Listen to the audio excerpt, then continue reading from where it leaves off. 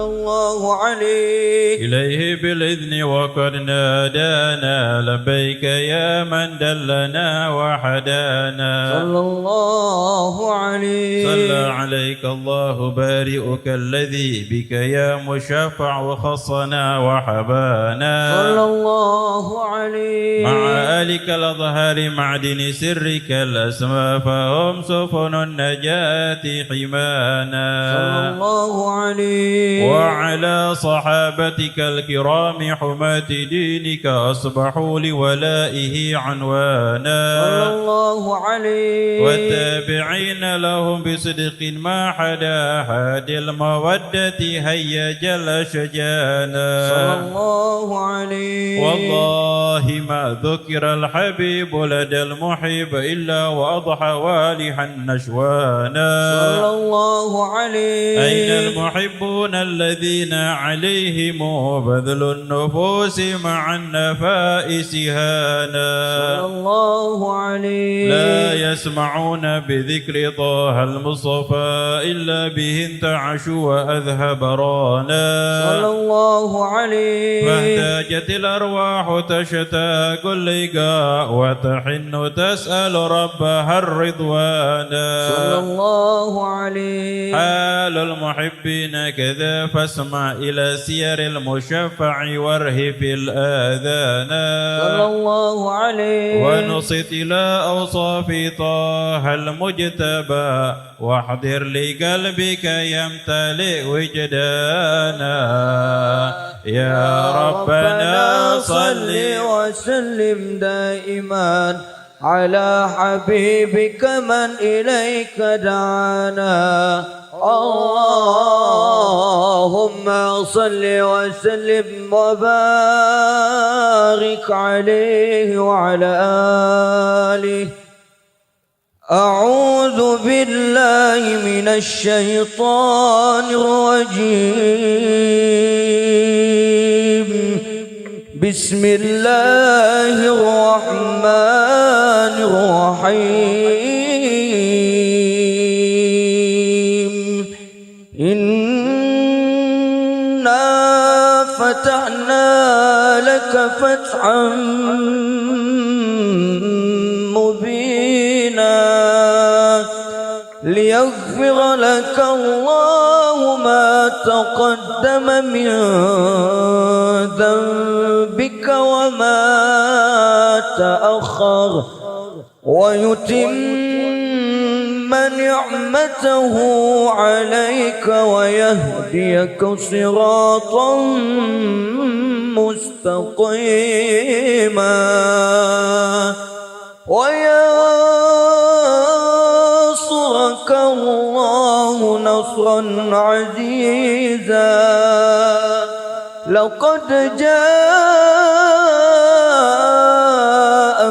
رسول من أنفسكم عزيز عليه ما عنتم حريص عليكم بالمؤمنين رؤوف رحيم.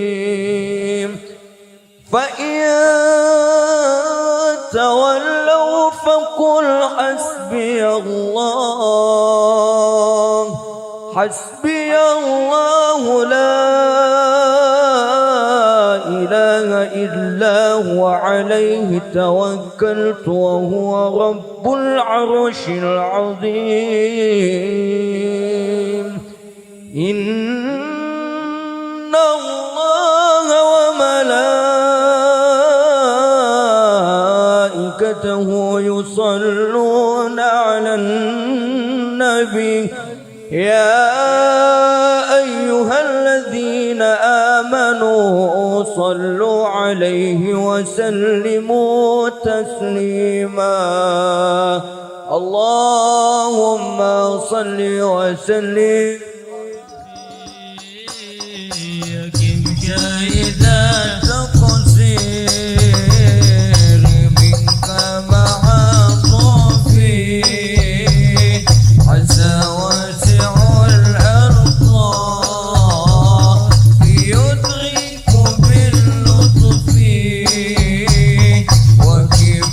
مقام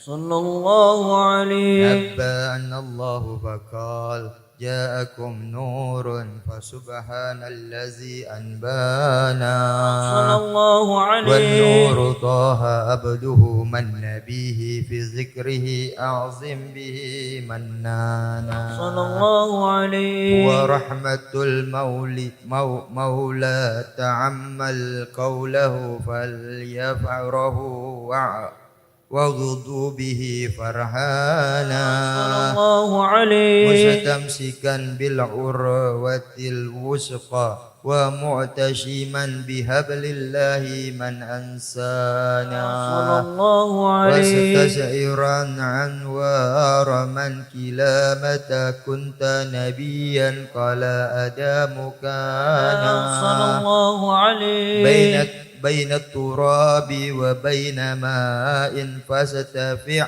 من غفلة أنزى وكن يزوانا صلى الله عليه وعبر إلى أشرار ربي لم يزل ينقلوني بين خيار مصانا صلى الله عليه لم تفترق من شعبتين إلا أنا في خيرها حتى بروزيانا صلى الله عليه فأنا خيار من خيار قد خرجت من نكاه لي إلهي صانا صلى الله عليه طهره الله هماه واغتره وما برك مثله إنسانا صلى الله عليه وبحبه وبذكره والنشر والتوكير رب الأرس قد أوصانا يا ربنا صل وسلم دائما على حبيبك من إليك دعانا اللهم صل وسلم وبارك عليه وعلى لنفسك يا فتى ظلمت وظلم النفس من أكبح الوصف تمديت حتى لك الرشد فاتبع وسل غفر زلات يدرك بالعزف أكرم شهيد التقصير ضعفي عسى واسع الألطاف يدرك باللطف وكف بمقام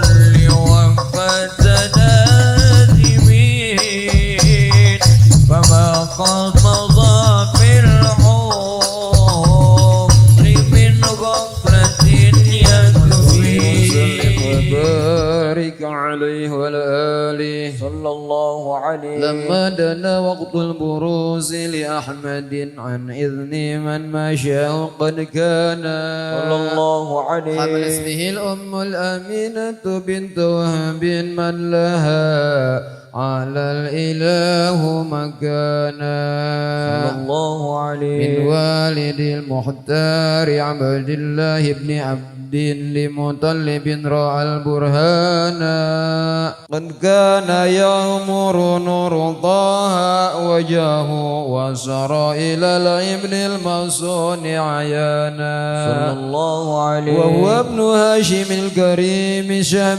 بن عبد مناف ابن قصي كان صلى الله عليه والده يدعى حكيما شأنه قد اعتلى عزيز بذلك شانا صلى الله عليه واحفظ أصول المصطفى حتى ترى في سلسلة أصوله عدنانا صلى الله كونك عليه كف علم برفعه إلى إسماعيل كان للأب معوانا صلى الله عليه وحينما حمل به أمينة لم تشكو شيئا يأخذ النسوان صلى الله عليه وبها أحاط اللطف من رب السماء أقصى الأذى والهم والأحزان صلى الله عليه ورأس كما قد جاء ما علمت به أن المهيمن شرف الأكوان صلى الله عليه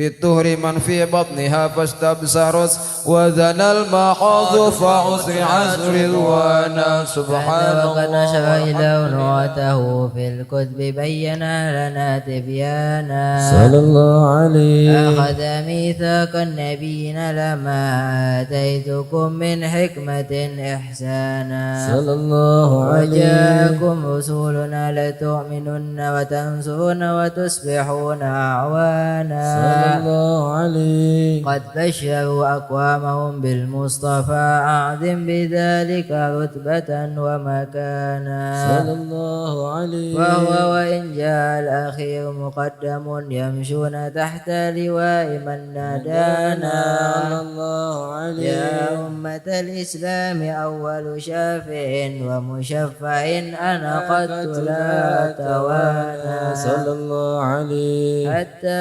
أنادى وارفع واسأل تعطى وقل يسمع لقولك نجم فخرك بانا صلى الله عليه ولواء حمد الله جل بيدي ولأولا آتي أنا الجنانا الله عليه وأكرم الخلق على الله أنا فلقد حباك الله منه ونانا ولسوف يؤتيك فترضى جل من معت تقاصر أن أطاع ونهانا الله عليه بالله كبر ذكر وصف محمد كيما تزي عن القلوب الرانا يا ربنا صل وسلم دائما على حبيبك من إليك دعانا اللهم صل وسلم وأننا أصرفنا على لظى أشرفنا وتوب علينا توبة تغسل لكل حوبة واستر لنا العورة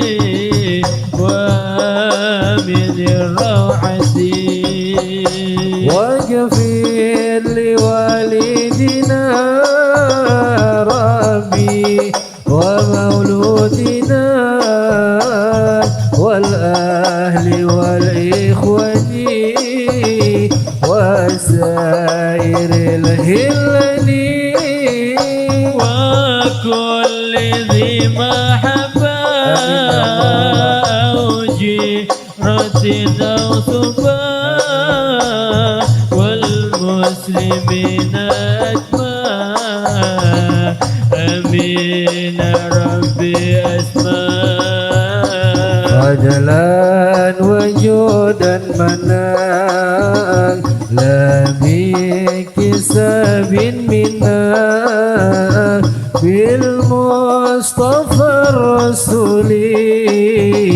نهضى بكل سلي صلى وسلم ربي عليه عز الحبيب وآله وصحبه عداد صحبه صلى وسلم ربي عليه أنت الحبيب وآله وصحبه عداد تأسيس به والحمد لله في البدء والثناء والحمد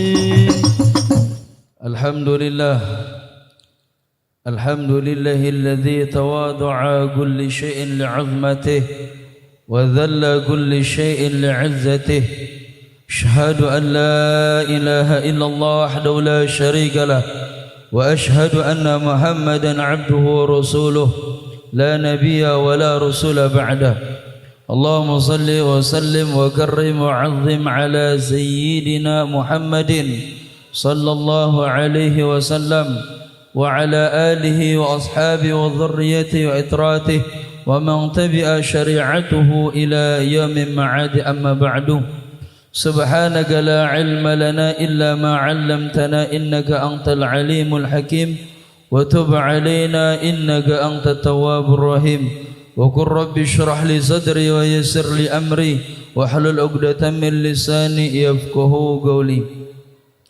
Fadilatul kiram yang kita muliakan bersama, para habaib, terkhusus Al-Habib Abdurrahman Labib bin Ahmad Al-Idrus beserta habaib yang lainnya juga yang kita muliakan bersama, guru kita Ustadz Su'aib dan para asatidz yang lainnya, hadirin hadirat, mudah-mudahan semua kita yang hadir dengan niat karena Allah, karena kecintaan kita kepada Rasulullah, langkah kita terhitung ibadah, langkah kita menghapuskan setiap dosa, langkah kita menjadi keberkahan dalam hidup kita, langkah kita menjadi kebahagiaan kita di dunia dan di akhirat. Amin ya rabbal alamin.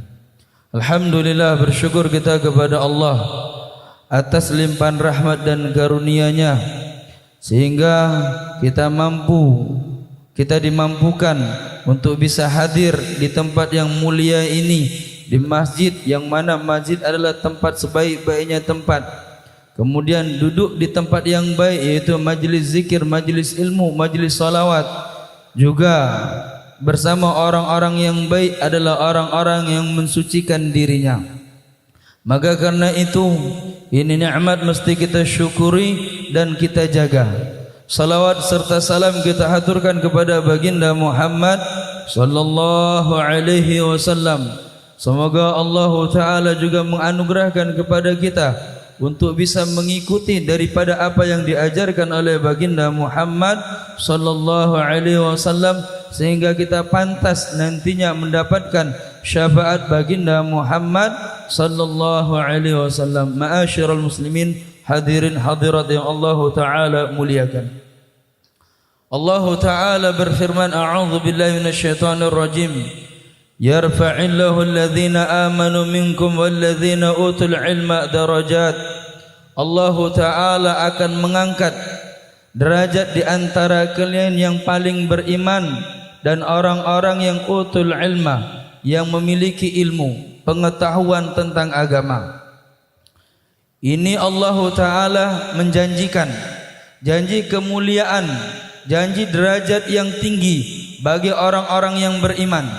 Maka kalau kita bicara masalah iman, al-iman bada'a min bilum'ah. Iman itu bermula dengan cahaya kecil di hati. Cahaya kecil di hati kita, itu iman. Nah, kalau itu iman kita jaga, kita pupuk, maka iman itu akan membesar, membesar dan membesar, dan teranglah hati kita. Bagaimana agar iman kita ini membesar? Bagaimana agar cahaya ini lebih terang lagi? Maka tidak ada lain kecuali dengan cinta. Cinta kita kepada Allah, cinta kita kepada Rasulullah yang membuat iman kita semakin bercahaya. Yang bermula adalah cahaya kecil sehingga nampak nanti cahaya yang terang benderang. Karena tidaklah seseorang bisa taat kepada Allah, seseorang bisa taat kepada ajaran Rasulullah kecuali ada cinta kepada Allah dan Rasulnya. Karena taat itu lahir daripada cinta. Sehingga nantinya ketika seseorang sampai pada tahap benar-benar cinta kepada Allah, benar-benar cinta kepada Rasulullah, maka sungguh dia adalah hamba yang taat kepada Allah, umat yang taat kepada Rasulullah. Dan kalau kita bicara masalah taat, at-ta'atu la yu'sa. Taat itu enggak pernah dengan bermaksiat. Seseorang kalau sudah sampai derajat taat kepada Allah, enggak ada kepikiran untuk bermaksiat kepada Allah. Seseorang kalau sudah taat kepada Rasulullah, enggak ada kepikiran untuk bermaksiat kepada Rasulullah. Kenapa? Karena hatinya sudah dipenuhi cinta kepada Allah dan Rasulnya. Ini yang pertama. Ya. Maka bagaimana kita memupuk yang lum'ah, yang semulanya kecil tadi menjadi besar, yang semula hanya secercah cahaya kecil menjadi terang benderang. Iman. Dan Allah Ta'ala janjikan orang yang paling beriman di antara kalian akan diangkat derajatnya oleh Allah. Yang kedua, utul ilma, yang memiliki pengetahuan tentang agama. Allah Ta'ala gandengkan iman dan ilmu, karena seseorang tidak akan sampai pada derajat iman kalau tanpa ilmu. Seseorang akan tidak bisa mengikuti Allah dengan benar, tidak bisa mengikuti Rasulnya jika tanpa ilmu. Maka hadirnya kita di tempat ini, niatkan karena iman kita kepada Allah dan Rasul. Kemudian yang kedua, untuk belajar bagaimana sempurnanya iman, yaitu duduk dalam majelis ilmu. Yarfa'illahu alladhina amanu minkum walladhina utul ilma darajat. Allah akan angkat derajat orang yang paling beriman di antara kalian dan orang yang berilmu di antara kalian. Seakan-akan Allah Ta'ala ingin mengatakan kepada kita, ingin menghabarkan kepada kita, tidak ada kemuliaan di atas kemuliaan kecuali dengan ilmu, iman dan ilmu. Maka karena itu saudaraku, hadirin hadirat, mari kita selalu niatkan untuk hadir dalam majelis kebaikan seperti ini. Majelis mengajarkan kita cinta kepada Allah dan Rasulnya. Majelis mengajarkan kita kedekatan kepada Allah dan Rasulnya. Bahkan bagaimana Sayyidina Umar bin Khattab mengatakan besarnya cinta kepada Rasulullah sallallahu alaihi wasallam. Wahai Rasulullah, tidak ada yang lebih kucintai dari muka bumi ini, dari segala sesuatunya, kecuali cintaku kepadamu sebanding dengan aku mencintai diriku. Apa teguran dari Rasulullah sallallahu alaihi wasallam? Ya Umar, wahai Umar, la yu'min, belum dikatakan sempurna imannya sampai seseorang mencintai aku lebih cinta daripada dia mencintai orang tuanya, mencintai anaknya, bahkan mencintai dirinya. Semenjak itu Sayyidina Umar bin Khattab mengatakan, sekarang saya ubah cintaku. Sungguh aku cinta kepadamu ya Rasulullah, bahkan melebihi aku cinta kepada diriku. Nah, kalau sudah seperti ini, bagaimana mungkin kita berpikiran untuk bermaksiat kepada Rasulullah? Maka karena itu mari kita belajar untuk menghadirkan cinta yang sempurna kepada Allah dan Rasulnya, sampai-sampai pada akhirnya enggak ada lagi kita kepikiran untuk bermaksiat kepada Allah dan Rasulnya. Wallahu a'lam bishawab. Ini saja dari kata-kata yang salah. Salam alaika ya Habib, salam alaika ya Rasulullah, salawatullah alaika ya Nabi, salam alaika ya Rasul, salam alaika ya Habib, salam alaika ya Rasulullah,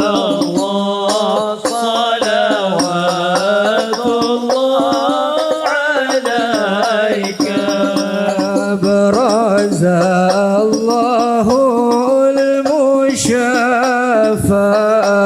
صاحب القدر المرفع فمن النور النواهي برسول الله عما كل الكون أجمع.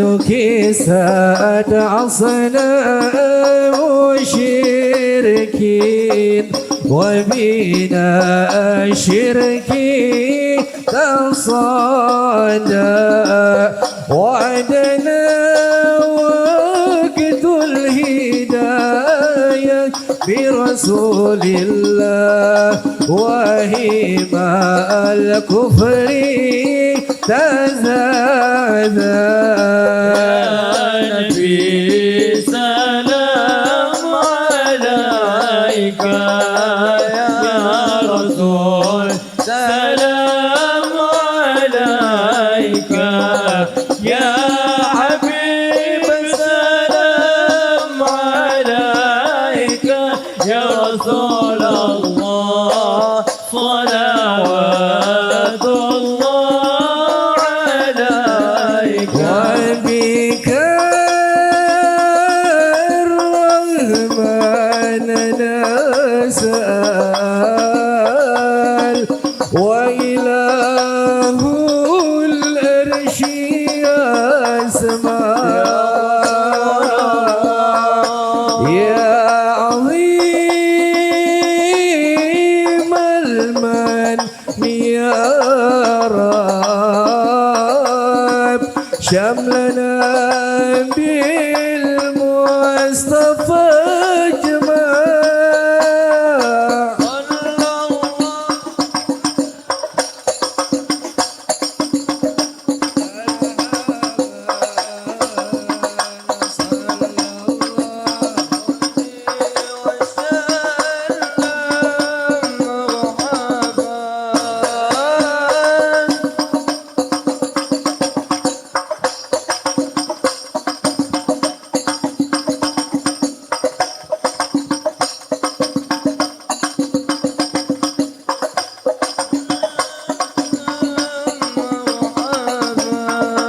وبه فانظر إلينا واعتنا بكل ما تبع وكفينا كل البلايا وادفع الآفات وارفع صلى الله على محمد مرحبا رسول الله صلى الله عليه وسلم مرحبا صلى الله على محمد مرحبا صلى الله عليه وسلم مرحبا واسقنا يا رب اجسنا يا الله بحيا الحظ ليهمع يا الله ربي فاغفر لي ذنوبي يا الله ببركة الهادي المشفع يا الله واختم العمر بحسنك وحسين العقبى ومرجع يا الله ربي فاغفر لي يا الله مشفع يا الله صلى الله على محمد صلى الله عليه وسلم صلى الله على محمد صلى الله عليه وسلم وصلاة الله تغشى من له الحسن تجمع صلى الله على محمد صلى الله عليه وسلم أحمد سهرة وآله وصحابة ما سنع شاء صلى الله على محمد صلى الله عليه وسلم. Yang saya hormati, saya muliakan para habaib, para alim ulama, para asatid, tokoh agama, tokoh masyarakat, wabil khusus Al-Habib Fadil Al-Idrus, Al-Habib Umar Al-Jufri, Al-Habib Ali Ridha Al-Idrus, dan para habaib yang lainnya. Yang saya hormati para asatid, Al-Ustaz Muhammad Fatur Rijal, Al-Ustaz Syuaib, dan para asatid yang lainnya, dan seluruh yang hadir malam hari ini. Semoga Allah Subhanahu wa taala senantiasa memberikan kepada kita keberkahan, kebaikan serta keistiqomahan di dalam menjalankan apa yang Allah perintahkan, serta menghidupkan sunnah-sunnah Nabi kita Muhammad sallallahu alaihi wa ala alihi wa sahbihi wasallam, insyaallah. Amin ya rabbal alamin. Alhamdulillah, alhamdulillahilladzi hadana bi'abdihi al-mukhtar man da'ana ilaihi bil idzni wa qad nadana labbaika ya man dallana wa hadana. وصلى الله وسلم على سيدنا ومولانا محمد وعلى آله وصحبه أجمعين.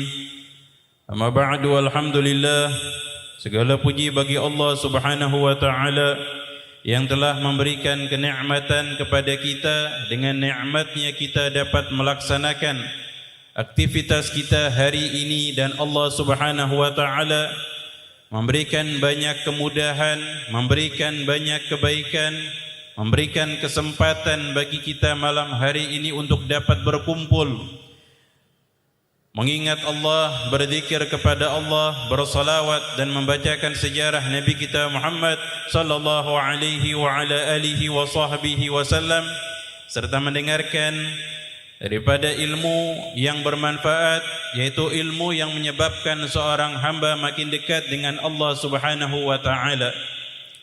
Hadirin hadirat yang dimuliakan oleh Allah, sebelumnya kita sudah membahas di dalam kitab Zakhiratul Musyarrafah yang berkaitan dengan du'aul iftitah.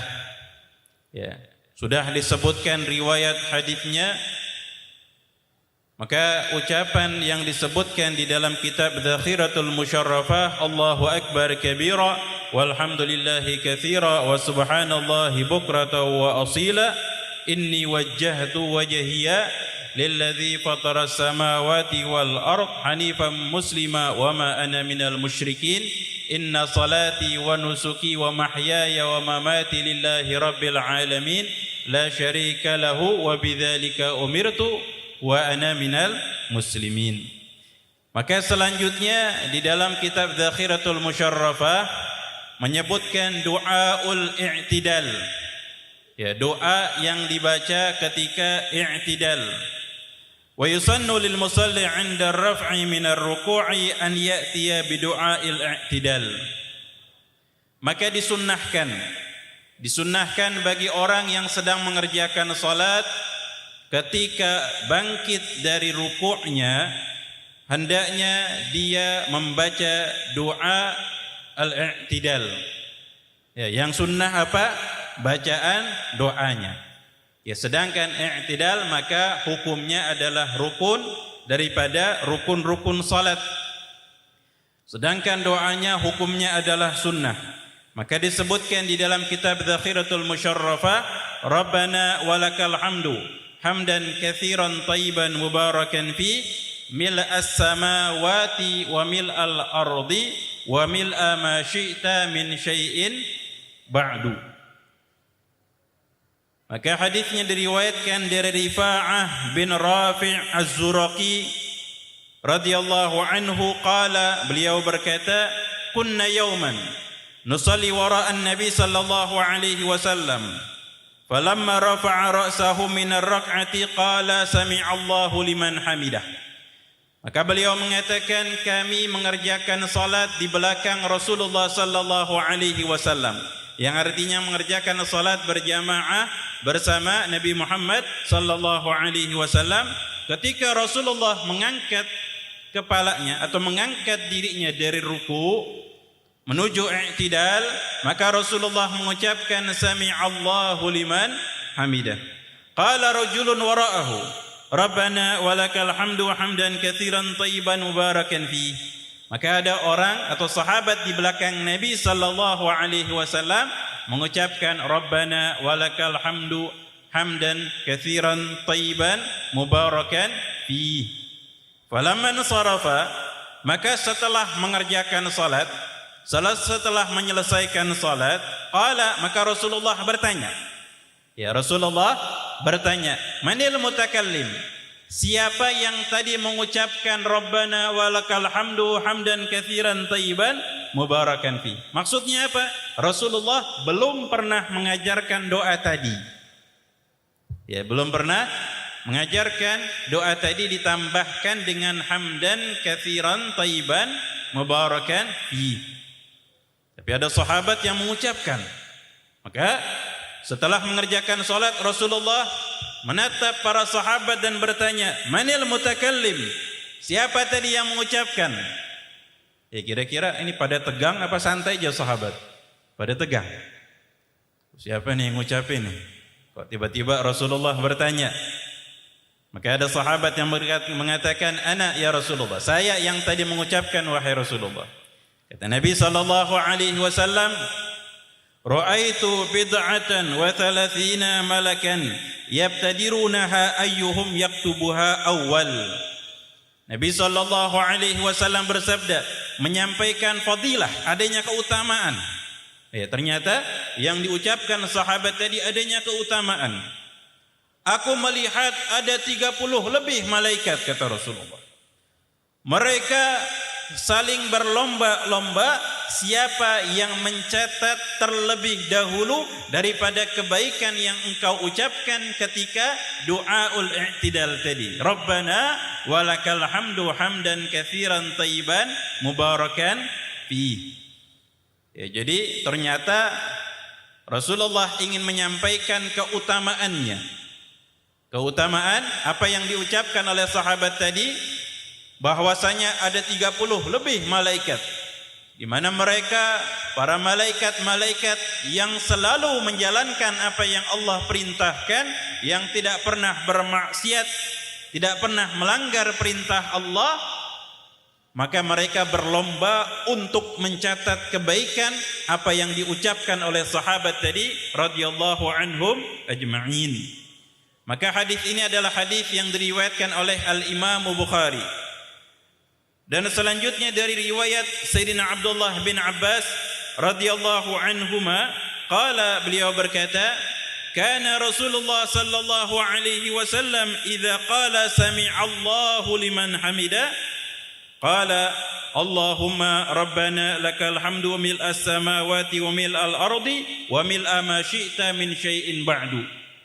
Ya, Sayyidina Abdullah bin Abbas radhiyallahu anhuma mengucapkan di dalam riwayat Imam Muslim bahwasanya Rasulullah sallallahu alaihi wasallam kalau i'tidal mengucapkan sami'allahu liman hamida, maka Rasulullah selanjutnya mengucapkan Allahumma rabbana lakal hamdu mil'as samawati wa mil'al ardi wa mil'a ma syi'ta min syai'in ba'du. Ya, ada dua riwayat. Yang satu tadi riwayat Al-Imam Bukhari dan yang kedua adalah riwayat Imam Muslim. Kedua-duanya adalah hadis yang sahih. Karena di dalam ilmu hadis, derajat yang paling tinggi adalah hadis yang diriwayatkan kedua-duanya atau hadis yang diriwayatkan oleh kedua imam, yaitu Al-Imam Bukhari dan Imam Muslim, atau disebut dengan hadis muttafaqun alaih. Dan derajat yang kedua adalah hadis yang diriwayatkan hanya oleh Al-Imam Bukhari. Dan derajat yang ketiga adalah hadis yang hanya diriwayatkan oleh Al-Imam Muslim. Jadi hadis ini yang pertama riwayat Imam Bukhari dan yang kedua adalah riwayat Imam Muslim. Kedua-duanya adalah hadis yang sahih. Maka Al-Habib Umar bin Hafid di dalam kitab Zakhiratul Musyarrafah menggabungkan dua riwayat. Ya, menggabungkan dua riwayat hadis yang sahih tadi agar mempermudah kita sekali i'tidal mendapatkan fadilah-fadilah yang disebutkan oleh Nabi kita Muhammad sallallahu alaihi wasallam. Ya, mungkin yang biasa kita ucapkan, atau mungkin dari kecil kita sudah diajarkan Rabbana walakal hamdu mil'as samawati wa mil'al ardi wa mil'a ma syi'ta min syai'in ba'du. Tapi ditambahkan dengan hadis yang tadi diriwayatkan oleh Al-Imam Bukhari, Rabbana walakal hamdu hamdan katsiran tayyiban mubarakan fi mil'as samawati wa mil'al ardi wa mil'a ma syi'ta min syai'in ba'du. Ya, jadi tambahkan supaya apa? Dapat fadilahnya banyak.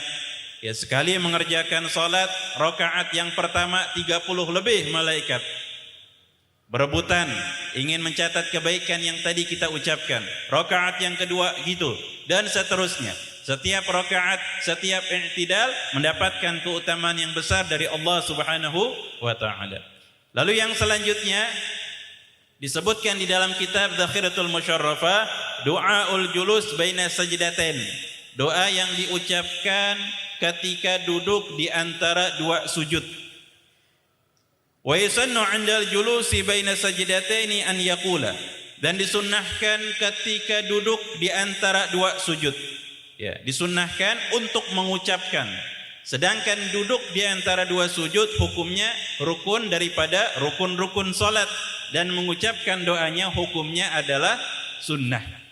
Maka doanya yang diajarkan adalah Rabbighfirli warhamni wajburni warfa'ni warzuqni wahdini wa'afini wa'fu anni.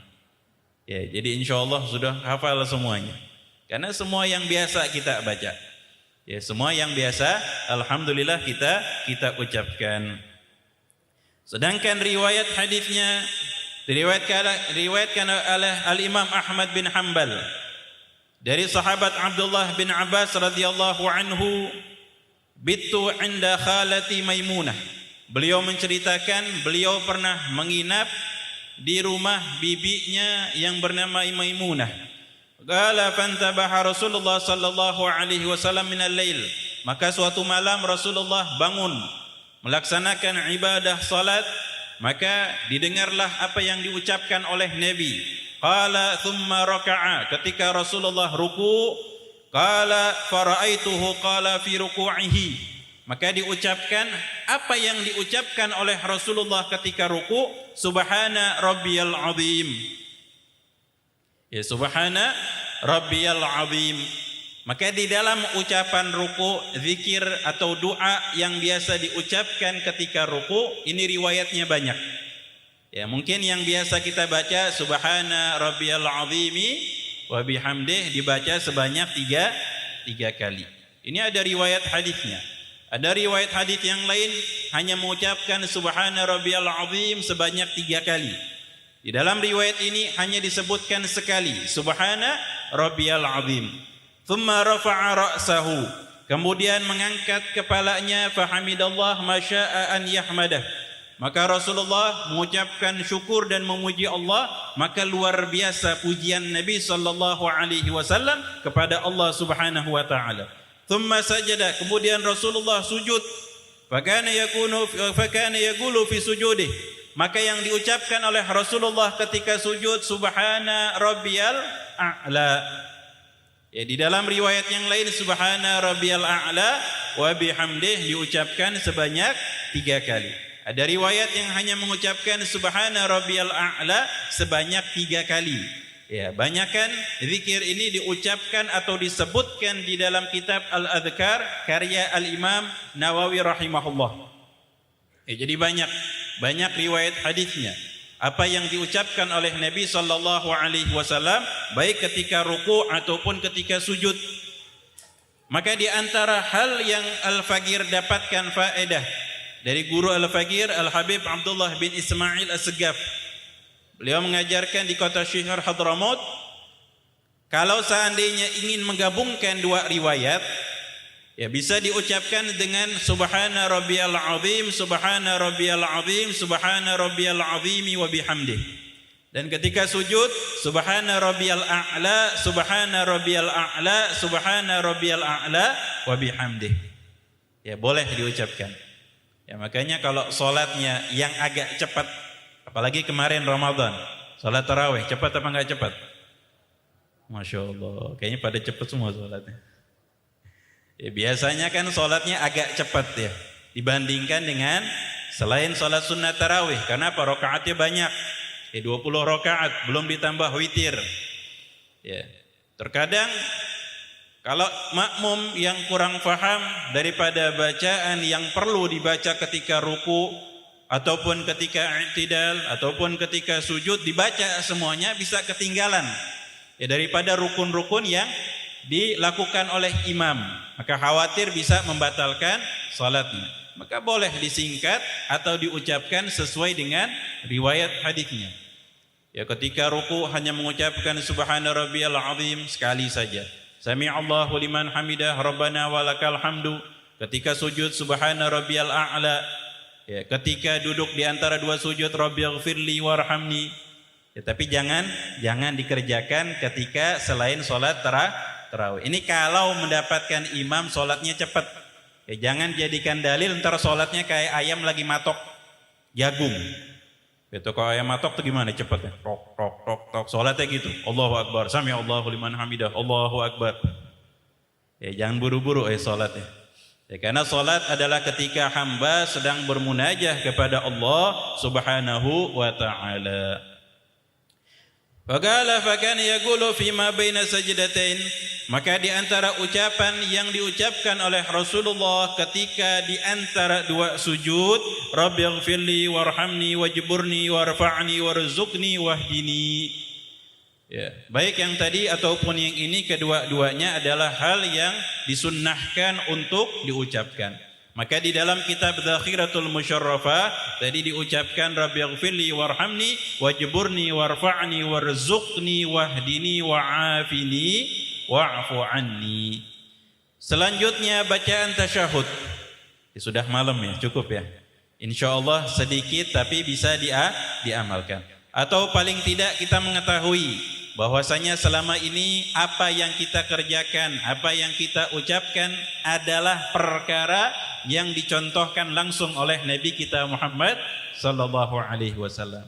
Terkadang jangan sampai lupa, jangan menganggap ketika kita salat kita tahu ini bacaan cuma sekedar bacaan saja. Tapi kadang-kadang coba hadirkan sebagaimana Rasulullah mengingatkan, "Shallu kama raaitumuni usalli." Salatlah kalian sebagaimana kalian melihat aku mengerjakan salat. Ada yang kita melihat Rasulullah salat? Ya ada di sini. Atau ayah kita, atau kakek kita, atau kakek-kakek kita? Enggak ada ternyata. Jauh. Ya, 1400 tahun yang lalu para sahabat radhiyallahu anhum yang langsung menyaksikan bagaimana salatnya Nabi Muhammad sallallahu alaihi wasallam. Lalu para tabi'in melihat para sahabat salat dan sahabat salat sebagaimana salatnya Rasulullah. Dan tabi'ut tabi'in terus sampai ke para ulama Al-Imam Abu Hanifah, Al-Imam Malik, Al-Imam Syafi'i, Al-Imam Ahmad bin Hanbal, Al-Imam Bukhari, Imam Muslim, Imam Tirmidzi dan para ulama yang dimana mereka mengerjakan salat terus menerus dengan melihat bagaimana gurunya salat, bagaimana yang diajarkan dan disesuaikan dengan gerakan yang dilakukan oleh gurunya sampai ke Nabi Muhammad sallallahu alaihi wasallam. Ya, sampai ke Rasulullah sallallahu alaihi wasallam dan menghadirkan ketika salatnya bagaimana Rasulullah mengucapkan doa tadi. Ini mungkin yang jarang kita rasakan, tapi coba dihadirkan. Allahu Akbar kabira walhamdulillahi katsira. Siapa yang pernah mengucapkan Nabi Muhammad sallallahu alaihi wasallam ketika ruku, subhana rabbiyal azimi wa bihamdihi, subhana rabbiyal azimi wa bihamdihi, subhana rabbiyal azimi wa bihamdihi, yang diucapkan oleh Nabi Muhammad sallallahu alaihi wasallam. Sami'allahu liman hamidah rabbana walakal hamdu. Ingat tuh kisah sahabat yang mengucapkan hamdan katsiran tayyiban mubarakan fi mil'as samawati wa mil'al ardi wa mil'a ma syi'ta min syai'in ba'du. Ingat, ada ikatan dengan Nabi Muhammad sallallahu alaihi wasallam sehingga ikatan tadi pun yang menyebabkan seseorang akan dijaga oleh Allah Subhanahu wa taala. Ya, makin jauh ikatan kita dari Rasulullah, maka makin sulit kita merasakan atau dapat penjagaan, apalagi di zaman sekarang. Ya, zaman sekarang banyak kaum kufar menampilkan para idola, menampilkan yang bisa dianggap sebagai panutan, ya, menampilkan artis, penyanyi, dan seterusnya. Supaya apa? Supaya mempermudah untuk merusak generasi umat Islam tanpa kita sadari. Apalagi nih HP. Wah, Masya Allah. Ada apa aja tuh? Ada TikTok, ada Instagram, ada apa lagi itu? Facebook, macam-macam. Ada YouTube. Ya. Bukan berarti nggak boleh. Boleh dimanfaatkan tapi untuk kebaikan. Jangan sampai ikut-ikutan, na'udzubillah min dzalik, menyebarkan suatu hal keburukan, apalagi kemaksiatan yang sudah dianggap biasa. Ini zaman mengkhawatirkan. Ya, zaman mengkhawatirkan ketika kemaksiatan dianggap hal yang biasa, ketika kemaksiatan perbuatan dosa yang diharamkan oleh Allah dihalalkan oleh manusia, maka penghalalan terhadap perkara yang haram ini lebih besar dosanya daripada perbuatan maksiat orang kepada Allah Subhanahu wa taala. Ya, makanya hati-hati. Ya, jangan menganggap remeh, jangan menganggap enteng perkara yang haram, perkara yang dilarang oleh Allah Subhanahu wa taala. Apalagi tadi qasidah yang kita dengarkan, Akim Syahidat Taqsir. Ya, Akim Syahidat Taqsir.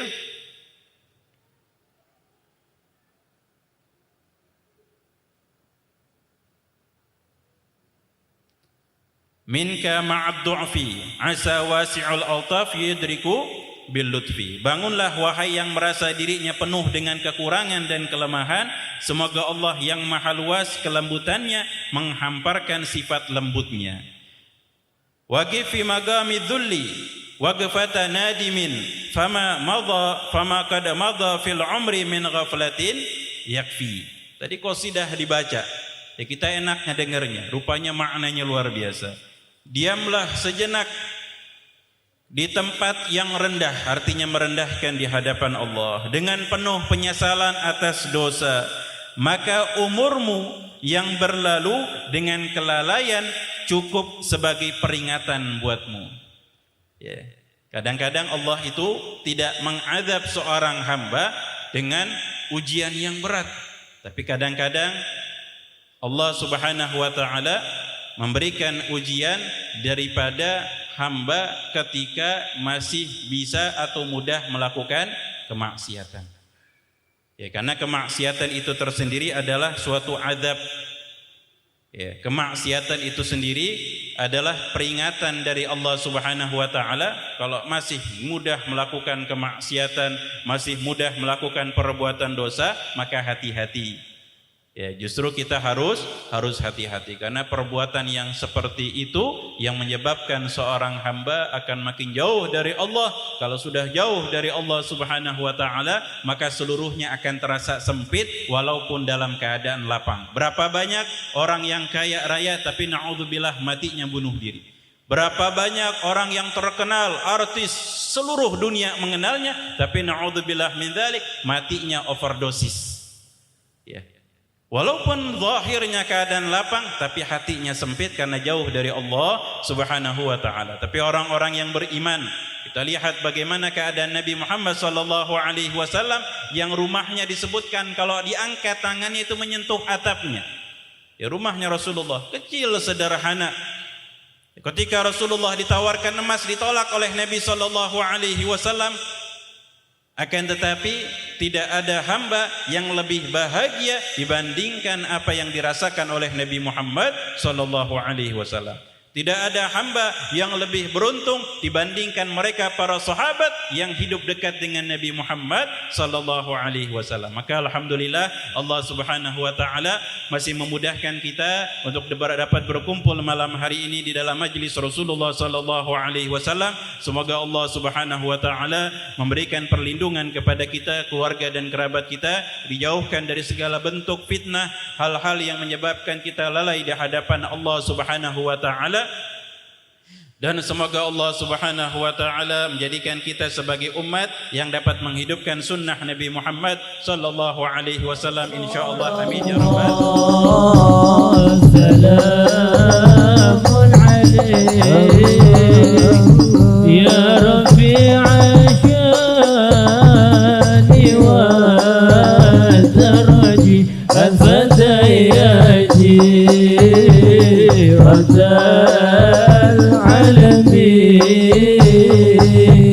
يا أحيل الجود والكرم كل بيت أنت ساكنه ليس محتاجا إلى سرج ومريد أنت عائده قد أتاه الله بالفرج. اللهم صل وسلم على سيدنا محمد وعلى آله وصحبه أجمعين. ولقد أشرت لنعت من أوصافه تحيي القلوب تهيج الأشجان والله قد أثنى عليه فما يساوي القول منا أو يكون ثنانا لكن حبا في السرائر قد علم ديح صفوة ربنا وحدانا وإذ امتزجنا بالمودة ها هنا نرفع أيدي فقرنا ورجانا للواحد الأحد العلي إلهنا متوسلين بمن إليه دعانا مختاره وحبيبه وصفيه زين الوجود به الإله حبانا يا ربنا يا ربنا يا ربنا بالمصطفى اقبلنا أجب دعوانا أنت لنا يا ذخرنا في هذه الدنيا وفي أخرانا أصلح لنا الأحوال واغفر ذنبنا ولا تؤاخذ ربي إن أخطانا واسلك بنا في نهج طه المصطفى ثبت على قدم الحبيب خطانا أرنا بفضل منك طلعة أحمد في بهجة عين الرضا ترعانا واربط به في كل حال حبلنا وحبال من ودى ومن والانا والمحسنين ومن أجاب نداءنا وذوي الحقوق وطالبا أوصانا والحاضرين وساعيا في جمعنا ها نحن بين يديك أنت ترانا ولقد رجوناك فهكك سؤلنا واسمع بفضلك يا سميع دعانا وانصر بنا سنة طه في بقاع الأرض واجمع كل من عادانا وانظر إلينا واسقنا كأس الهنا واشفي وعافي عاجلا مرضانا واقض لنا الحاجات واحسن ختمنا عند الممات وأصلحا عقبانا يا رب واجمعنا وأحبابا لنا في دارك الفردوس يا رجوانا يا رب واجمعنا وأحبابا لنا في دارك الفردوس يا رجوانا يا رب واجمعنا وأحبابا لنا في دارك الفردوس يا رجوانا بالمصطفى صل عليه وآله ما حركت ريح الصبا أغصانا سبحان ربك رب العزة عما يصفون وسلام على المرسلين والحمد لله رب العالمين إن الله وملائكته يصلون على النبي يا أيها الذين آمنوا صلوا عليه وسلموا تسليما الصلاة والسلام عليك يا سيد المرسلين الصلاة والسلام عليك يا خاتم النبيين الصلاة والسلام عليك يا من أرسله الله رحمة للعالمين ورضي الله تعالى عن أصحاب رسول الله أجمعين.